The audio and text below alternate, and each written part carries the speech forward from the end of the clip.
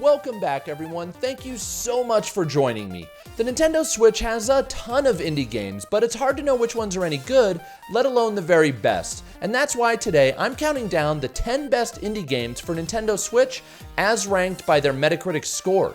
Now, bear in mind that this list is bound to change as new games come out and reviews are published. And before I get started, I want to give a quick shout out to everyone who's subscribed to my channel. I can't tell you how much energy I get from you guys to keep creating content just like this. So if you want to see more, definitely subscribe, but for now, let's get started.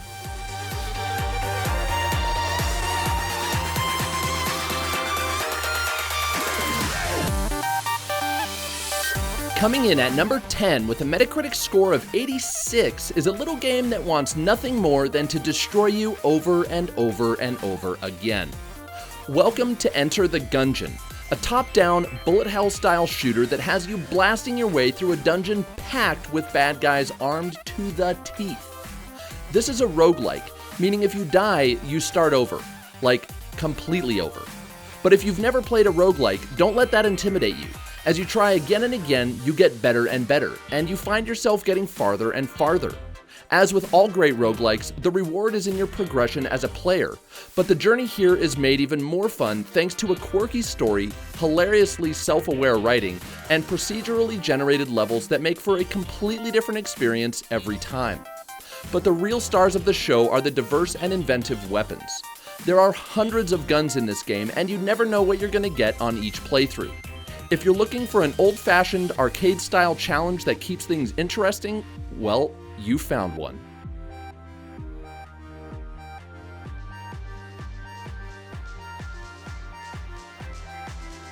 Rocket League. For the uninitiated, if there are any of you left, Rocket League is soccer with cars.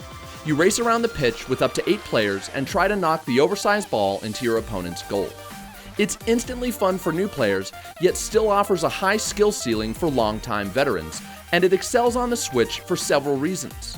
First, it's the perfect game for a system that literally lets you challenge anybody from friends to perfect strangers, whether you're at home or riding the train to work.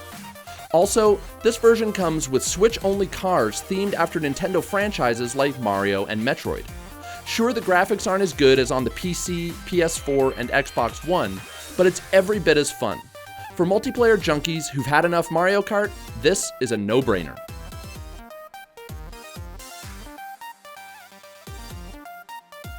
Have you played the original Metroid? How about Super Metroid? Well, those are the games that directly inspired Axiom Verge, and if it hadn't paid such reverence to the Metroid series, you might be forgiven for calling it a blatant copycat. But this game is so much more than that. Instead of a carbon copy, what we have here is a love letter to the Metroid series that reminds us why we fell in love with it in the first place. If you're familiar with Axiom Verge, you've probably heard the story behind it, but it's worth repeating. The entire game, from the level design to the graphics to the music, was created by one person over the course of 5 years as a side project. It's a testament to what's possible when someone has the skill, the passion, and the drive to create something special. If Metroid holds a special place in your heart, or you just want a fun adventure with a 16-bit coat of paint, look no further than Axiom Verge.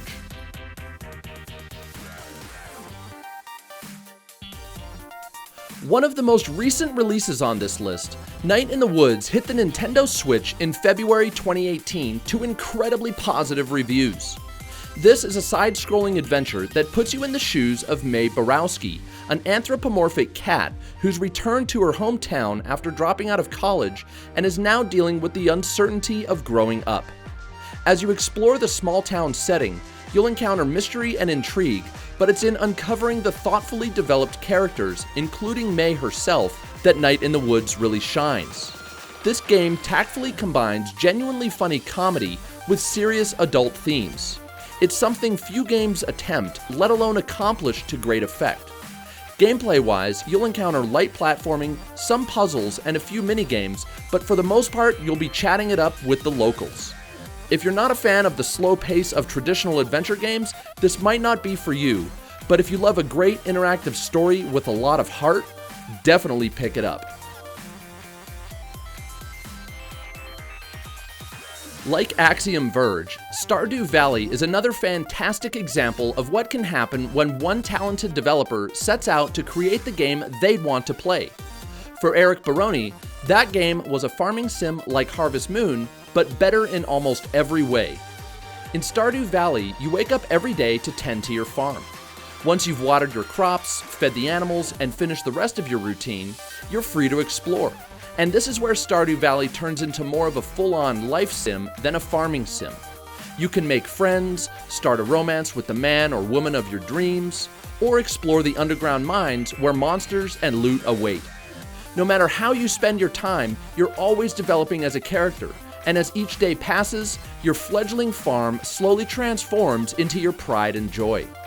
Honestly, watering plants and milking cows has never been so much fun.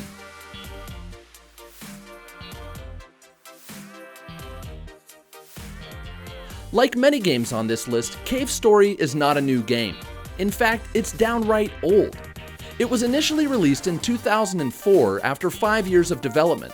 That means it started coming together all the way back in 1999. So why is it still around? Well, Cave Story is a great game. It's an exploration-heavy platformer in which you discover new weapons, defeat bosses, and complete quests to progress through the expertly crafted world. The game also boasts a unique leveling system that actually sees you lose experience points as you take damage, so you have to be thoughtful about how you encounter each area. Sure, the controls are a little floaty, but it's hard to deny that this game has excellent level design and a great story, which actually gets surprisingly deep. One major downside to the Switch version, however, is the price. At $30, it's twice as expensive as the PC version, so I can only recommend buying this version if the Switch is your only way to play.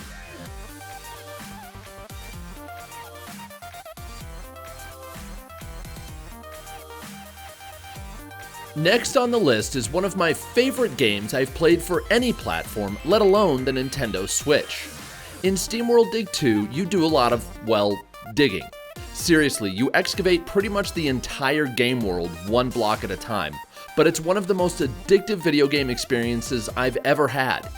The further down you go, the more loot you find, which you can then take back to the surface to upgrade your equipment. As you chip deeper into the world below, you discover gorgeous new areas, more difficult enemies, and useful new abilities. And no matter what's on your schedule in real life, it always seems like you can find just 10 more minutes to dive into the mines once again. The tight gameplay loop of dig, discover, and resurface is so addicting that this is a game that can easily kill an entire day if you're not careful. And it's absolutely stunning. I cannot recommend this game highly enough. If you haven't played it already, go and get it.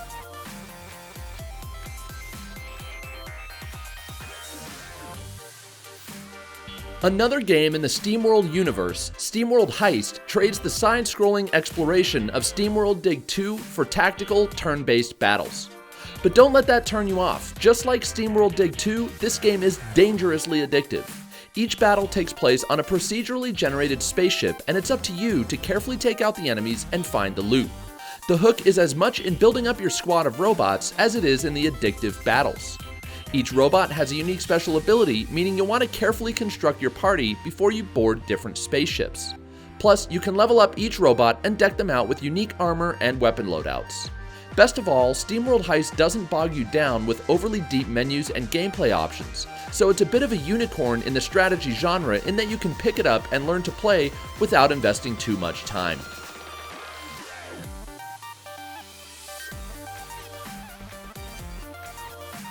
Taking the runner-up spot is the game that helped define what a fan-funded indie project can become. Welcome to Shovel Knight Treasure Trove. If you're unfamiliar with Shovel Knight, it's a challenging side-scrolling platformer that takes inspiration from 8-bit classics like Mega Man, DuckTales, and Castlevania, all while mixing in some RPG elements along the way. The controls, level design, writing, and overall pace of the game culminate to deliver one of the best platformers of the past 10 years. But Treasure Trove is also special because it's easily one of the best values on the Switch. In addition to the original Shovel Knight, you also get 2 expansions, Plague of Shadows and Spectre of Torment, which are full Shovel Knight games in and of themselves. If that's not enough, you also get the yet unreleased King of Cards, another full Shovel Knight campaign. That's essentially 4 games for the price of 1. Plus, the developers at Yacht Club are working on a 4-player battle mode that's also coming soon. For $25, you simply can't go wrong.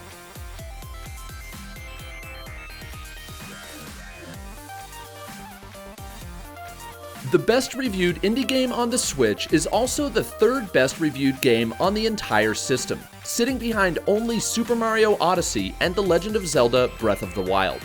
And after playing through Celeste myself, I can tell you that it absolutely deserves to be sitting alongside those games.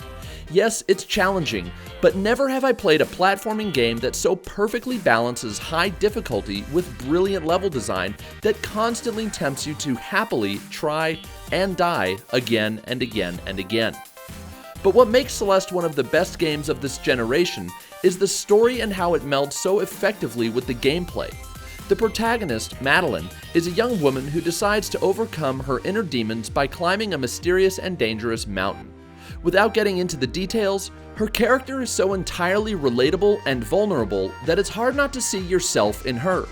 I felt that to give up on the game's tough levels would be to give up on her journey of self-discovery.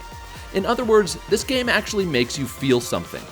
Top that off with tons of secrets, collectibles, and Easter eggs, plus a robust assist mode for players who want less of a challenge, and you've got one of the best games on the Nintendo Switch, not to mention one of the best 2D platformers of all time.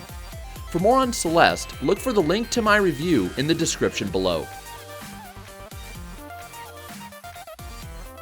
Well, thank you guys so much for watching the entire video. If you enjoyed it, please drop a like, and if you want to see more videos just like this, let me know in the comments. And if you want to help grow my channel, all it takes is clicking that subscribe button. We'll see you in the next video.